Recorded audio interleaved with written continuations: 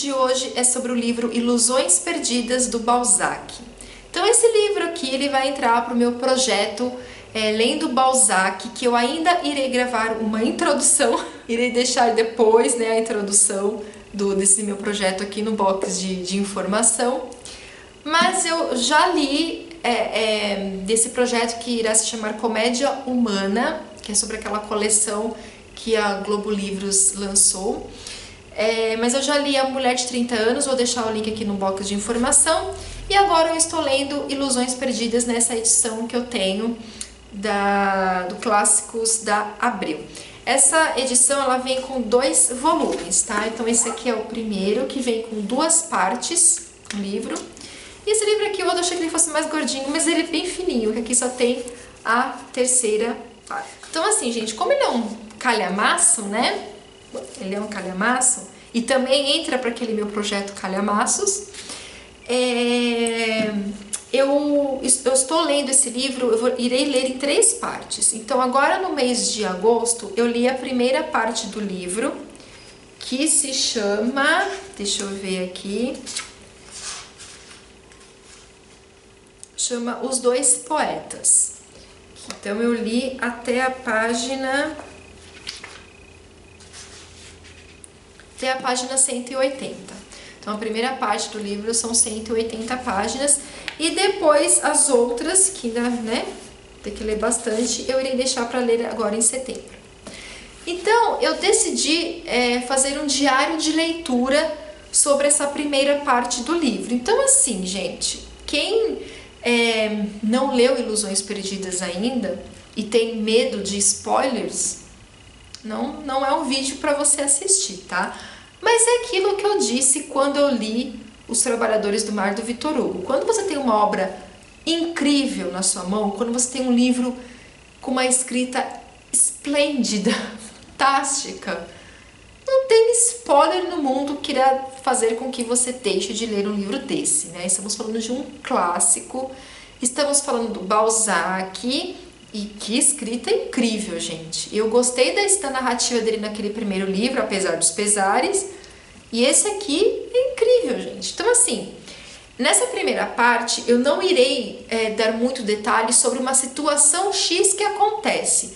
Até mesmo porque nessa primeira parte você tem apenas uma apresentação ali dos personagens principais. Então, eu acredito que isso não irá fazer com que você não assista o vídeo para não estragar a sua leitura, ok? Porque é mais uma apresentação. Uma situação X que acontece aqui eu não vou contar para vocês, ok? Que é sobre um duelo, que é muito importante, acho que para a segunda parte da história, então isso eu não vou contar. Eu esqueci de verificar em que ano que foi escrito Ilusões Perdidas, depois eu pesquiso para vocês e falo no próximo vídeo da segunda parte. Sério, gente, eu não tô nem achando aqui. Eu sei que essa edição minha é de 2010, tá? Mas eu não sei dizer para vocês em que ano que ele publicou. O que eu achei incrível é que o Balzac ele dedica essa obra ao Victor Hugo. Então ele escreveu aqui no livro uma dedicatória muito, muito bonita, e no decorrer da narrativa, em vários momentos ele menciona o Victor Hugo como assim... Eu não entendi muito bem, mas acho que o Victor Hugo, ao ler, entendeu. Acho que ele... Sabe aquelas piadinhas que você tem somente entre você e seu amigo, que as pessoas que estão em volta não entendem nada? Foi isso que eu senti quando ele cita o Victor Hugo em alguns momentos aqui. É uma coisa que só ele e o Victor Hugo entenderam, né?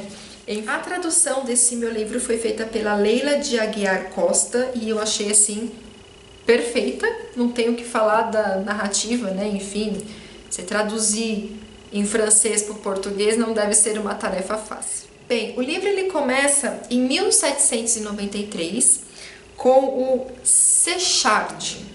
Gente, vamos lá, eu não sei francês, tá? Eu também não falo inglês, então eu não sei se eu irei pronunciar esses nomes corretamente, tá? Então o sobrenome da família aqui eu acho que se fala Séchard. Se não for isso, vocês me desculpem, mas enfim, também esqueci de pesquisar pela internet o nome corretamente, como se pronuncia, mas enfim, Séchard, tá? Então aqui começa a história dele, ele tá com 50 anos e onde ele se casa. E esse Sechard, ele é um tipógrafo.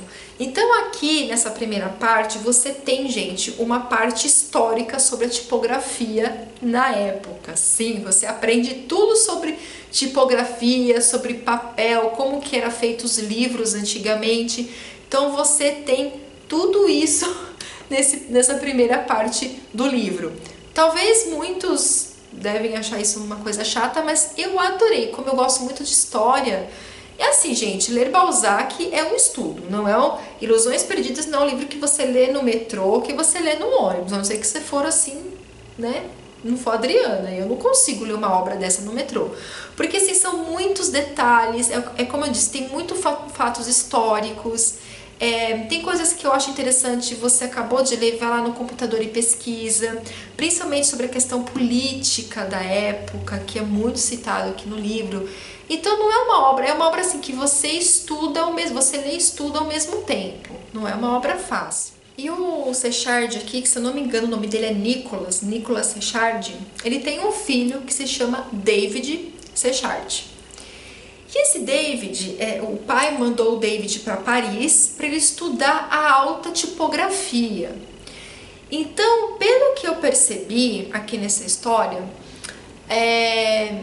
eles estavam inventando máquinas, assim seria esse nome, máquinas de tipografia modernas. Só que o Sechard pai aqui, ele é aquela pessoa assim... não, essas coisas que é modernas não prestam, porque a minha tipografia é de prensa não sei das quantas. Então ele tem aquela coisa de preservar aquilo que ele já tem e não modernizar.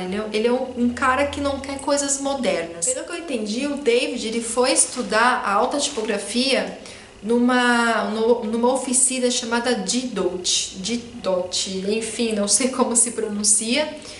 E aí ele voltou, né, de Paris e o pai ficou todo animado porque, nossa, meu filho tem o conhecimento. E assim, o que eu percebi é que esse pai ele é bem mão fechada assim, em relação a dinheiro. Tanto que ele falou pro David quando foi estudar, você não vai ter bolsa familiar nenhuma, não vou te mandar dinheiro nenhum. Se vira nos 30. E foi o que o David fez. Quando ele chegou... E o pai ficou todo animado, porque o pai tinha aquela ideia na cabeça, meu filho que vai levar o meu negócio. Só que assim, o David chegou querendo modernizar. E essa tipografia do Sechard, eles têm um único jornal ali da região. Então quando o David chega ali, olha para a oficina do pai, ele vê que ele tem aquelas prensas de madeira ainda, então ele vê que aquilo tudo é muito ultrapassado. Ele comenta com o pai não gosta, eles acabam discutindo, porque é aquilo que eu disse, ele é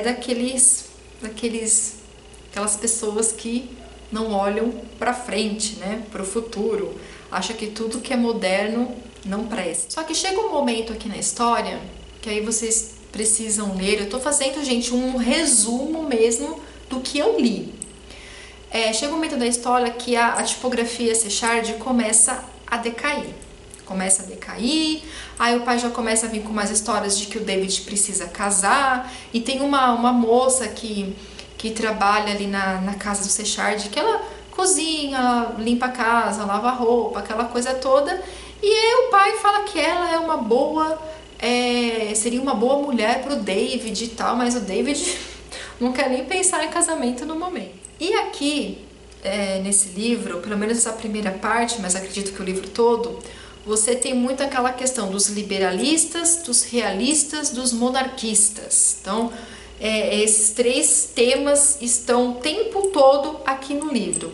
E os Sechards, eles são ali liberalistas, até onde eu entendi, pelo menos essa primeira parte do livro. E o David, apesar dele ter o dom do comerciante, ele não leva isso muito a sério. Sabe quando você sabe que aquela pessoa tem o dom, mas aquela pessoa não usa do seu dom? Então ele não é apegado a esse dom, essa questão do bom comerciante. Então, durante a narrativa, você percebe que o David, quando ele estava estudando essa alta tipografia, ele acabou estudando também a indústria provinciana e também acabou estudando a indústria parisiense. E ele começou ali a notar as diferenças de uma para a outra. Então é aquilo, ele tem o dom dessa questão do comércio, né, de como que funcionava essas duas indústrias e iam colocando ali a diferença, mas ele não tinha esse sonho, não era aquela coisa que eu preciso batalhar. O David, ele precisava de um incentivo e esse incentivo aparece. Tem uns irmãos aqui no livro que a família se chama Coiten, deixa eu ver, Coitel, uma coisa assim, gente, eu não sei pronunciar esses nomes. Esses irmãos, eles também têm uma tipografia, só que assim, eles são monarquistas, então eles começam a imprimir livros religiosos. Tá? Eles começam a imprimir livros religiosos, porque o que acontece? Eles começam, esses irmãos, eles começam a implicar com David, fazendo piadinhas, porque eles falam que o David, ele é liberalista. O pai é da parte ali do Napoleão, né, do Napoleão Bonaparte. O David, ele é liberalista. Então eles começam ficam meio que tirando sarro dele, que o pai vai morrer e vai deixar ele com dinheiro, que ele não faz nada da vida. Ficam ali tirando um sarrinho dele porque eles estão imprimindo livros religiosos e isso está faturando. Só que assim, o fato desses irmãos estarem chamando o David, né, que aí no caso vamos colocar a tipografia Sechard de liberalistas, a prefeitura com o bispado começam a dar todos os créditos para esses irmãos, né, porque vamos colocar aqui, nessa época que deve ser gente, o livro foi escrito do século XVIII para o século XIX, então a questão da religião é muito forte nessa época. Então, o bispado com a prefeitura começou a dar todos os créditos para esses irmãos, para essa tipografia. Aí que a tipografia do Sechard começou a decair mais ainda. Só que aí os irmãos, eles propõem, né, eles fazem uma proposta para o David para comprar aquele jornal que eles fabricam. E óbvio que o pai não quer vender de forma alguma. Até mesmo porque a maior parte dos clientes, que não eram muito, mas a maior parte dos clientes do Sechard eram clientes liberalistas. Tanto que o David, ele propõe ao pai trocar aquelas máquinas por máquinas mais modernas. O nome não é máquinas, tá, gente? Tem um outro nome, mas eu não sei explicar para vocês muito bem isso. Então ele quer trocar, né, aquelas prensas, né, por prensas modernas, acho que seria essa a palavra correta, porque ele poderia imprimir, né, os livros por um custo mais baixo, mas o pai não aceita. Então essa é a história, digamos assim, do David, tá? Tem outras coisas ali, mas acho que o principal para vocês conhecerem um pouquinho o David é isso. Em seguida, o David conhece o Lucien, que até então achei que fosse uma mulher, mas é um homem. E eu acho também que é dessa forma que se pronuncia, Lucien. Depois, no próximo vídeo, eu vou pesquisar direitinho esses nomes para pronunciar corretamente para vocês, ok? Eu peço desculpas, gente, mas eu realmente não entendo esses nomes aqui que são em francês. Não entendo nem inglês, quanto mais francês. E esse Lucien, ele vem de uma família rica. O pai dele era professor, ele era farmacêutico e o pai dele estava pesquisando, tentando encontrar a cura para a gota. Só que ele morreu antes de concluir essa pesquisa, que pelo que eu entendi no livro, o pai estava quase chegando lá, só que ele acabou morrendo numa viagem até mesmo de negócios. E enfim, gente, a família perdeu tudo. E o Lucien, ele é descrito aqui no livro sendo um rapaz muito, muito, muito bonito, tá? Tanto que eu assisti uma entrevista com uma professora falando sobre a obra Ilusões Perdidas, e ela pronuncia lá os nomes, mas eu já esqueci. Ela até fala que se fosse fazer um filme de Ilusões Perdidas, ela fala que um ator que ficaria perfeito pro Lucien seria o Leonardo DiCaprio. Então, eu estou lendo, né, o livro, eu coloquei o Leonardo DiCaprio na minha cabeça, gente. Então, assim, eu estou lendo Ilusões Perdidas pensando que o Lucien é o Leonardo DiCaprio, gente. Eu já coloquei isso na minha cabeça, toda vez que eu leio a palavra Lucien, eu lembro do Leonardo DiCaprio. Então, ele é a figura que eu tenho na minha cabeça sobre o Lucien. E tanto o David quanto o Lucien, eles acabam ali se tornando muito amigos, tem lá a parte no livro como que eles se conhecem e tudo mais. O Balzac coloca uma diferença entre os dois. Ambos gostam muito de ler poesias, gostam muito de leitura e tal. Só que assim, o Lucien, ele é aquele que lê mais e o David é aquele que pensa mais. Isso é muito importante para a narrativa da história. O Lucien, ele é aquele jovem que recita poemas, que vai nos bailes, ele é aquele galanteador, né? Ele é muito bonito, então ele encanta, ele não tem dinheiro nenhum, mas ele encanta as pessoas porque ele tem aquele, né? Aquela postura, um rapaz bonito, lendo poesia, recitando poesia. E assim, eles passaram 3 anos, né, da vida deles aqui lendo obras de literatura e obras científicas. Os dois lados sempre chamou muita atenção dos dois aqui, então eles eram grandes leitores. Aparece também uma outra personagem aqui no livro, que é a Senhora de Bargeton, também não sei se estou pronunciando corretamente, que é uma mulher assim, que conhece muito sobre arte, é da alta sociedade, gosta muito das letras, né? Ou seja, gosta muito de ler, uma pessoa muito culta. E essa senhora acaba entrando na vida do Lucien. Só que existe um grande problema aqui nessa história. A Senhora de Bargeton, ela tem 36 anos e ela é casada e o marido dela tem 58 anos, então eles têm uma boa diferença de idade. E a Senhora de Bargeton, ela conhece o Lucien numa desses bailes da alta sociedade, e ela acaba ali se apaixonando por ele e ele acaba se apaixonando por ela. Então chega um momento aqui na história que essa senhora acaba convidando o Lucien para ir nos bailes dela, eu acho que é baile, né, para recitar ali, para falar sobre poemas e tal. Só que assim, gente, o Lucien, ele sofre vários preconceitos porque as pessoas da alta sociedade ali, claro, estão vendo aquele rapaz bonito, jovem ali. Quem é esse rapaz e principalmente qual a fortuna dele? Era uma época que as pessoas sabiam o tanto de fortuna que a pessoa tinha por ano, né? Era meio louco isso. Então eles foram pesquisar, claro, sobre a vida dele e viram que ele não tinha absolutamente nada, que o pai perdeu tudo e tal. Então assim, as pessoas tiravam sarro dele nessas festas, eles ficavam sempre muito arrasados por causa disso. Enfim, ele sofreu muito preconceito devido à classe social. E tem uma questão muito importante nesse livro, que eu não irei dar muitos detalhes, mas chega no momento aqui que o Lucien, ele vira monarquista. De liberalista, ele vira monarquista porque ele está frequentando a alta sociedade. Só que isso ele mantém em segredo, fica só para ele. Ele começa a ter ali muita dificuldade para frequentar a sociedade. Primeiro, porque ele não tem dinheiro, e isso prejudica por todos os lados, mas ele também não tem dinheiro para comprar roupas. E se ele está frequentando a alta sociedade, ele precisa estar bem vestido. Então isso já começa a dar problemas.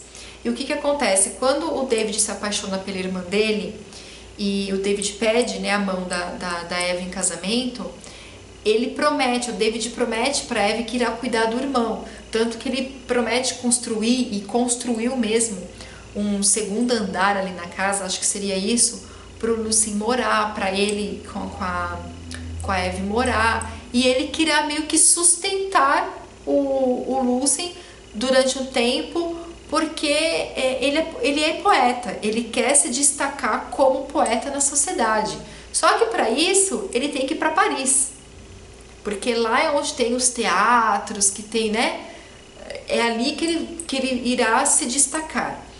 E acontece, gente, uma situação X lá na casa da Senhora de Bargeton. Tem um personagem aqui, tem vários personagens, tá? Não são só esses, mas tem um personagem aqui que meio que de propósito, ele estava desconfiado que a Senhora de Bargeton estava tendo algum caso, enfim, estava apaixonada pelo Lucien, e ele acaba entrando numa sala do nada e viu uma cena do Lucien de joelhos aos pés da Senhora de Bargeton. E ele saiu da sala correndo e já foi contar para toda a alta sociedade. Então, assim, a senhora, ela é casada, tá? Então ali vai ter um duelo, vai ter uma questão X que eu não vou mencionar pra vocês. Então acontece ali uma situação X, né? Acontece esse duelo, que eu não irei dar detalhes, que faz com que a senhora de Bargeton vá para Paris. E ela acaba levando o Lucien junto. Só que ele vai escondido. Ninguém sabe que o Lucien estará indo junto com a senhora. Então, assim, no dia da fuga, né, no dia que ele tem que ir para Paris, faltam apenas 2 dias para o casamento do David com a Eve, que é a irmã dele. Então, a senhora fala para ele, se vira, ou você prefere eles ou prefere ficar comigo? Não é com essas palavras, mas ocorre uma estranheza ali, tanto que tem um momento que eles discutem na história e tal. Enfim, gente, eu também não irei dar muitos detalhes, mas o Lucien acaba indo para Paris, o David acaba ajudando o Lucien ir para Paris.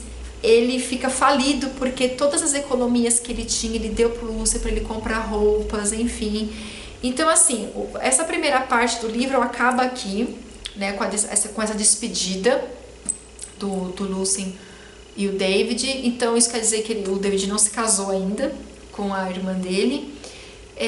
Só que assim, o David ele fica meio que o coração na mão, ele fica preocupado, ele tem um pressentimento que lá é o lugar onde ele pode se destacar, mas também aquele lugar pode ser a ruína dele. Então isso eu só irei saber lendo a segunda parte do livro. Então assim, gente, eu não sou nenhuma especialista em Balzac, eu não fiz curso de letras, nada disso. Eu sou uma simples leitora que estou lendo Balzac e daqui estou fazendo, né, e da minha leitura, tirando as minhas impressões e comentando aqui no canal para vocês, tá? É isso. Então, foi isso que eu entendi da história. Não falei tudo. E acho que isso que eu disse também foi mais até mesmo uma apresentação dos personagens, então não considere esse vídeo spoiler, ou seja lá o que for, mas assim, né, gente? Diário de leitura, eu irei fazer diário de leitura. Provavelmente terá spoiler nas outras partes, né? Nessa eu não... Mas assim, sempre aquilo que eu achar chave pra história, eu não irei dizer no vídeo, tá? Não irei dizer. Mas, gente, é uma obra incrível. Você pensar que isso aqui foi escrito com tinta na época, não tinha caneta, não tinha máquina de escrever, é incrível, gente. Balzac escreveu mais de 80 romances ali na pena. Gente, incrível isso. Eu me sinto privilegiada em poder ler esse tipo de obra. Então é isso, gente. Eu espero que vocês tenham gostado. Se vocês já leram Ilusões Perdidas, deixe aqui nos comentários o que vocês acharam dessa primeira parte, né? Se condiz com o que eu realmente disse, se vocês têm até mesmo alguma coisa a acrescentar. Fiquem à vontade, é mais pra gente conhecer um pouquinho da obra, porque é aquilo, né? Eu sempre desligo a câmera e lembro que eu deveria ter falado tal coisa. Mesmo que eu tenha esse caderno gigante aqui no meu colo, com várias anotações, às vezes a gente esquece. Mas se você tem interesse se você gostou desse meu projeto Lendo Balzac, sintam-se à vontade para realizá-los. Eu vi esse projeto no canal da Glaucia, do Estante Indiscreto, vou deixar o link aqui no box de informação. E é isso, gente, vamos ler Balzac. Beijos pra vocês e até o próximo vídeo. Tchau!